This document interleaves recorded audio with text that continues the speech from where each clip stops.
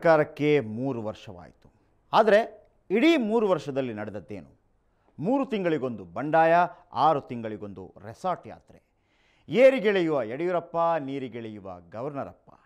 Vote ಹಾಕಿದ ಕರ್ಮಕ್ಕೆ ಜನ ಇನ್ನೂ ಏನೇನು ನೋಡಬೇಕೋ ಯಾರಿಗೊತ್ತು. ಇದೇ ಈ ಹೊತ್ತಿನ ವಿಶೇಷ.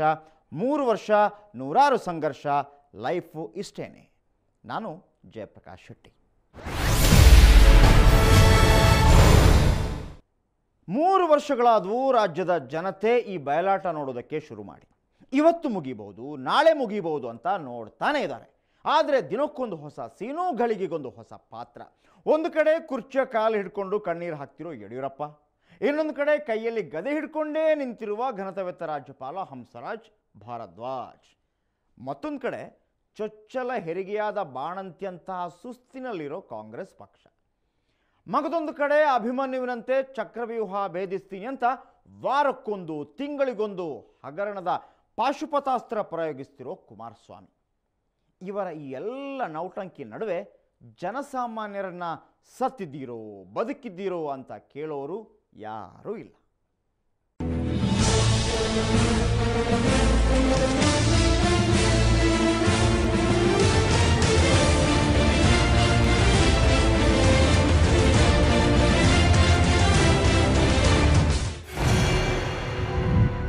ಇವರ ಈ ದೊಡ್ಡಾಟ ಬಯಲಾಟಗಳಿಂದ ಜನಸಾಮಾನ್ಯರಿಗೆ ಏನೂ ತೊಂದರೆ ಇಲ್ಲ ಅನ್ನೋದಾಗಿದ್ರೆ ಇದನ್ನೊಂದು ಪುಗಸಟ್ಟೆ ಮನರಂಜನೆ ಅಂದ್ಕೊಂಡು ಎಂಜಾಯ್ ಮಾಡಬಹುದಿತ್ತು. ಆದರೆ ಹಂಗಾಗಲ್ಲ ನೋಡಿ. ನಿಮ್ಮ ಬಾಳು ಬಂಗಾರ ಮಾಡ್ತೀವಿ ಅಂತ ಮಠ ಮಧ್ಯಾಹ್ನದ ಹೊತ್ತಿನಲ್ಲೇ ನಕ್ಷತ್ರ ತೋರಿಸಿದ್ರು. ಅದನ್ನ ನಂಬಿಕೊಂಡು ಜನ ಓಟ್ ಹಾಕಿದ್ರು. ಈಗ ಗೆದ್ದವರು ಕೂಲ್, ಓಟ್ ಹಾಕಿದವರು ಏಪ್ರಿಲ್ ಫೂಲ್.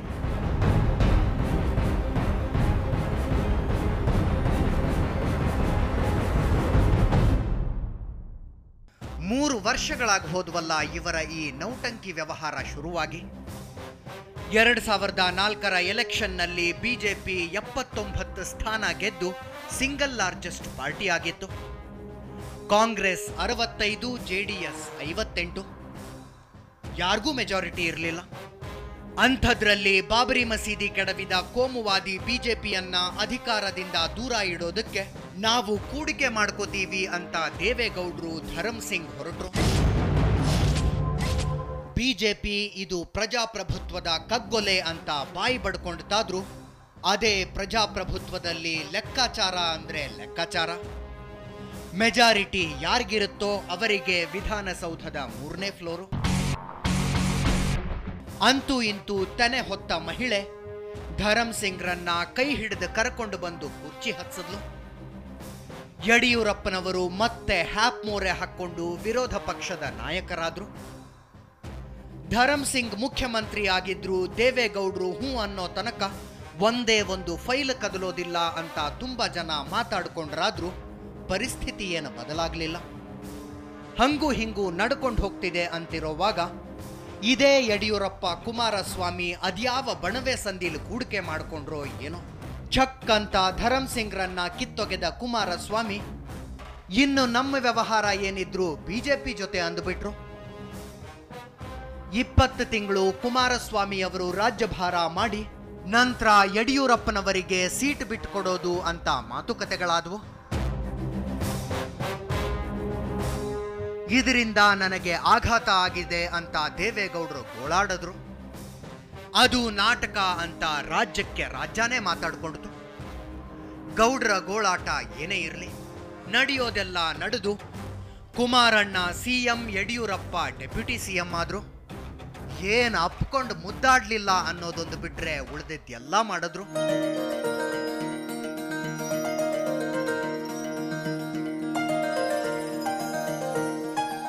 ಮೊದಲ ಸಲ MLA ಆಗಿದ್ದ ಕುಮಾರಸ್ವಾಮಿ ಅವರಿಗೆ ಕೊನೆ ಪಕ್ಷ ಮಂತ್ರಿಯಾದ ಅನುಭವ ಕೂಡ ಇರಲಿಲ್ಲ.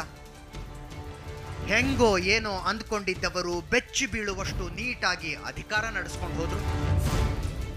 ತಾಳಿದವನು ಬಾಳಿಯಾನು ಅನ್ನೋ ಹಳೆಗಾದೆ ಮತ್ತು ಮುಖ್ಯಮಂತ್ರಿಯ ಸೀಟು ಎರಡನ್ನು ಒಟ್ಟೊಟ್ಟಿಗೆ ನೆನಪಿಸಿಕೊಂಡ ಯಡಿಯೂರಪ್ಪನವರು ನೀವು ಹೆಂಗೆ ಹೇಳಿದ್ರೆ ಹಂಗೆ ಅಂತ ಗೌಡ್ರ ಜೊತೆಗೆ ಅವರ ಮಕ್ಕಳು, ಸೊಸೆಯಂದ್ರು, ಕೊನೆಗೆ ಮೊಮ್ಮಕ್ಕಳ ಜೊತೆನೂ ಹೊಂದ್ಕೊಂಡು ಹೋದ್ರು. ಒಟ್ನಲ್ಲಿ ಕೂಡಿಕೆ ಸರ್ಕಾರ ಕುಂಠಿತ ಸಾಗಿತ್ತು. ಹಂಗು ಹಿಂಗು 20 ತಿಂಗಳ ಕಳೆದ ಮೇಲೆ ಕುಮಾರಣ್ಣ ಕೈ ಎತ್ತಿಬಿಟ್ರು. ಯಡಿಯೂರಪ್ಪನ್ನ ಮುಖ್ಯಮಂತ್ರಿ ಮಾಡಿದ್ರೆ ಜೆಡಿಎಸ್ ಸತ್ಯಾನಾಶ ಆಗುತ್ತೆ ಅಂತ ದೇವೇಗೌಡರೇನೋ ಹೇಳಿದ್ರಂತೆ. ಕುರ್ಚಿ ಏರುವಾಗ ಮಾಡದ ಪಿತೃವಾಕ್ಯ ಪರಿಪಾಲನೆಯನ್ನ ಈಗಲಾದ್ರೂ ಮಾಡಿಬಿಡೋಣ ಅಂದ್ಕೊಂಡ್ರು ಅನ್ಸುತ್ತೆ ಕುಮಾರಸ್ವಾಮಿ ಅವರು. ಯಡಿಯೂರಪ್ಪನವರನ್ನ ನಟ್ಟ ನಡು ನೀರಿನಲ್ಲಿ ಕೈ ಬಿಟ್ಟು ನಡೆದು ಬಿಟ್ರು. ಆಗ ನೋಡೋ ಹಂಗಿತ್ತು ಬಿಜೆಪಿ ಅವರ ಗೋಳಾಟ. ವಚನ ಭ್ರಷ್ಟ ಕುಮಾರಸ್ವಾಮಿ, ದುರಂತ ನಾಯಕ ಯಡಿಯೂರಪ್ಪ, ಇವರು ದಂಡ ಕಟ್ಟಿಕೊಂಡು ಜೆಡಿಎಸ್ ಗುರುಮುಘಾತಕತನದ ಬಗ್ಗೆ ರಾಜ್ಯದ ಜನರಿಗೆಲ್ಲ ತಿಳಿಸ್ತೀವಿ ಅಂತ ಹೊರಟರು. ಯಾತ್ರೆ ಇನ್ನು ತುಮಕೂರು ತಲುಪಿರಲಿಲ್ಲ. ಕುಮಾರಸ್ವಾಮಿ ವಾಪಸ್ ಕರೆದ್ರು. ಯಾತ್ರೆನೂ ಇಲ್ಲ, ಜಾತ್ರೆನೂ ಇಲ್ಲ ಅಂತ ಎಲ್ಲಾನು ಅಲ್ಲೇ ಬಿಟ್ಟು ವಾಪಸ್ ಬಂದ ಯಡಿಯೂರಪ್ಪ ಸೂಟ್ ಹೊಲಿಸ್ಕೊಂಡದ್ದು ಆಯಿತು, ಪ್ರಮಾಣ ವಚನ ಸ್ವೀಕರಿಸಿದ್ದು ಆಯಿತು. ಆದರೆ ಬಹುಮತ ಸಾಬೀತುಪಡಿಸ್ಬೇಕಲ್ಲ. ಕರೆಕ್ಟಾಗಿ ಆ ಟೈಮ್ಗೆ ಜೆಡಿಎಸ್ ಕಾಲೆತ್ತು ಬಿಡ್ತು. ಅಷ್ಟು ಚಾಣಾಕ್ಷ ದೇವೇಗೌಡರು ಇಂಥ ನಿರ್ಧಾರ ಅದ್ಯಾಕೆ ತಗೊಂಡ್ರು ಇವತ್ತಿಗೂ ಗೊತ್ತಿಲ್ಲ. ಯಡಿಯೂರಪ್ಪನವರನ್ನ ಗದ್ದಿಗೆ ಹತ್ತಿಸಿ ಮತ್ತೇನಾದ್ರೂ ರೊಳ್ಳೆ ತೆಗೆದು ಕೆಳಗಿಳಿಸಿ ಎಲೆಕ್ಷನ್ಗೆ ಹೋಗಿದ್ರೂ ಆಗ್ತಿತ್ತು. ಕೊಟ್ಟ ಮಾತಿಗೆ ತಪ್ಪಿ ನಡೆದು ನಡಂತರದ ಎಲೆಕ್ಷನ್ ತಂದ್ರು. ಬಿಜೆಪಿಯವರ ಮೇಲೆ ಜನರಿಗೆ ಅನುಕಂಪನೋ ಅನುಕಂಪ. ಯಡಿಯೂರಪ್ಪ ಅನಾಮತ್ತು 110 ಸೀಟ್ ಗೆದ್ರು.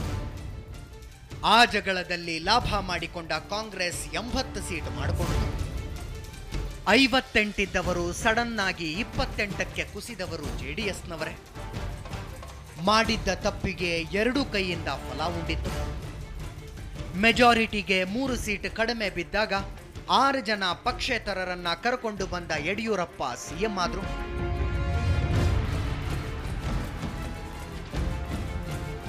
ಅಲ್ಲಿಗೆ ಆಲ್ ಈಸ್ ವೆಲ್ ಅಂದಂಗಾಯ್ತಲ್ಲ. ಸರ್ಕಾರ ಕೆಡುವುದಕ್ಕೆ ಕುಮಾರಸ್ವಾಮಿ ಇಲ್ಲ, ಕಿರಿಕಿರಿ ಮಾಡೋದಕ್ಕೆ ದೇವೇಗೌಡರ ಹಂಗಿನಲ್ಲಿಲ್ಲ. 6 ಜನ ಪಕ್ಷೇತರರ ಪೈಕಿ 5 ಜನರನ್ನ ಮಿನಿಸ್ಟರ್ ಮಾಡಿ ಗೂಟದ ಕಾರು ಬಂಗ್ಲೆ ಕೊಟ್ಟಾಗಿದೆ. ಅವರು ಸಂತೃಪ್ತರು. ಅಲ್ಲಿಗೆ ಯಡಿಯೂರಪ್ಪನವರ 5 ವರ್ಷಗಳ ದಾರಿ ಸುಗಮವಾಗಿತ್ತು. ನೆಮ್ಮದಿಯಾಗಿ ಅಧಿಕಾರದಲ್ಲಿದ್ದು ಅಭಿವೃದ್ಧಿ ಮಾಡಬಹುದಿತ್ತು. All was well.